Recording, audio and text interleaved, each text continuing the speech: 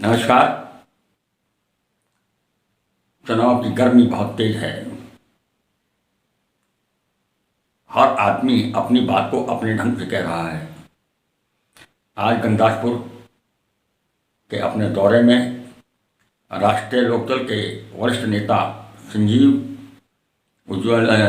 किसान और रविंद्र चौधरी, राष्ट्रीय महासचिव पश्चिम प्रदेश मुक्ति मोर्चा, आज उन्होंने जो कहा, उन्होंने संयुक्त बयान में कहा कि भारतीय जनता पार्टी और उसके नेता, छोटे से बड़े नेता, झूठ बोलने के माहिर हैं। अगर कोई सर्टिफिकेट झूठ बोलने में दिया जाए तो वो भारतीय जनता पार्टी को मिलना चाहिए।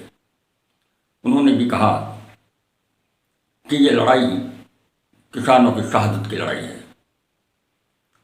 किसानों के हक और न्याय की लड़ाई है। उन्होंने कहा कि अब पश्चिम उत्तर प्रदेश से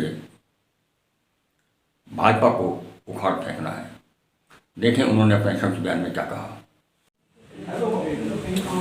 मैं संजीव किसान, माननीय मंत्री कुलदीप उज्ज्वल जी के नेतृत्व में किसान और मजदूर के हक की, सम्मान की लड़ाई लड़ने में के साथ हैं, सहयोग है।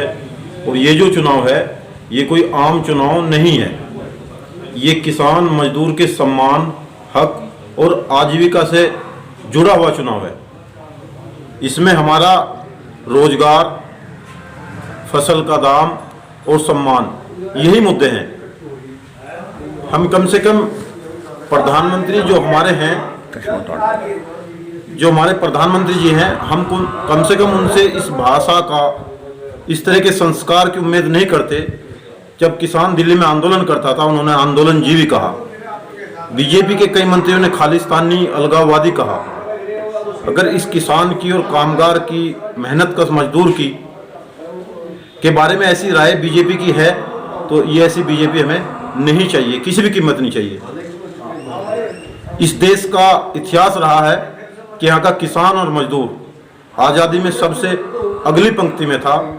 हक और इंसाफ की लड़ाई में खासकर सहारनपुर सबसे अगली पंक्ति में हमेशा रहा है और इस बार भी सबसे अगली पंक्ति में ही रहेगा, क्योंकि ये चुनाव ना होकर के हमारे लिए हक और इंसाफ की लड़ाई है।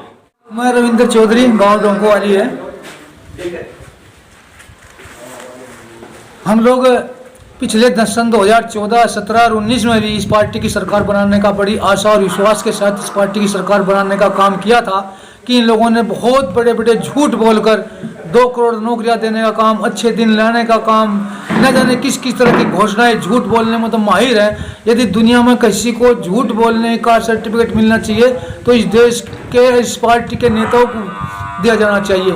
आज इस पार्टी के छोटे नेता से लेकर बड़े नेता तक, मुख्यमंत्री, प्रधानमंत्री तक और गांव के छोटे से कार्यकर्ता तक केवल और केवल नफरत फैलाने का काम कर रहे हैं, आपस में विवाद पैदा करके चुनाव कराना चाहते हैं। लेकिन आज जो भाईचारा कायम हो चुका है हिंदू, मुसलमान, अनेक जातियों का किसानों के नाम पर, और किसान आंदोलन ने जो भाईचारा कायम किया है उस भाईचारे को लगातार ये तोड़ने का काम, करने का काम किया है। लेकिन पश्चिम उत्तर प्रदेश की जनता को बहुत बहुत धन्यवाद है, इस बार उन्होंने भाईचारा को टूटने नहीं दिया। इनके लाख प्रयास करने के बावजूद भी भाईचारा टूटा नहीं है और एक तरफा राष्ट्रीय लोकदल और समाजवादी पार्टी का जो गठबंधन है उसके पक्ष में जनता मन बना चुकी है किसानों की शहादत का बदला लेने के लिए। और लखीमपुर कांड को कैसे भूल जाएंगे हम।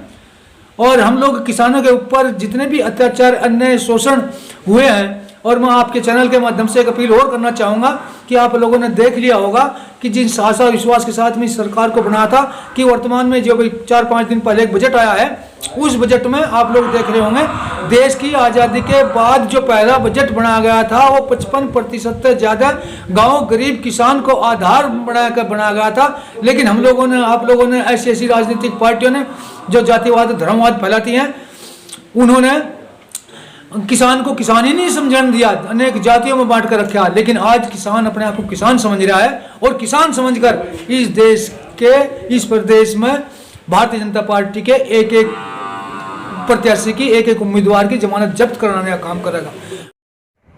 अगर आपने हमारे चैनल को सब्सक्राइब नहीं किया है तो सब्सक्राइब कीजिए, लाइक कीजिए, शेयर कीजिए और हाँ, बेल आइकन को दबाना ना भूलें ताकि बाकी अपडेट्स आपको सबसे पहले मिलती रहे। नमस्कार।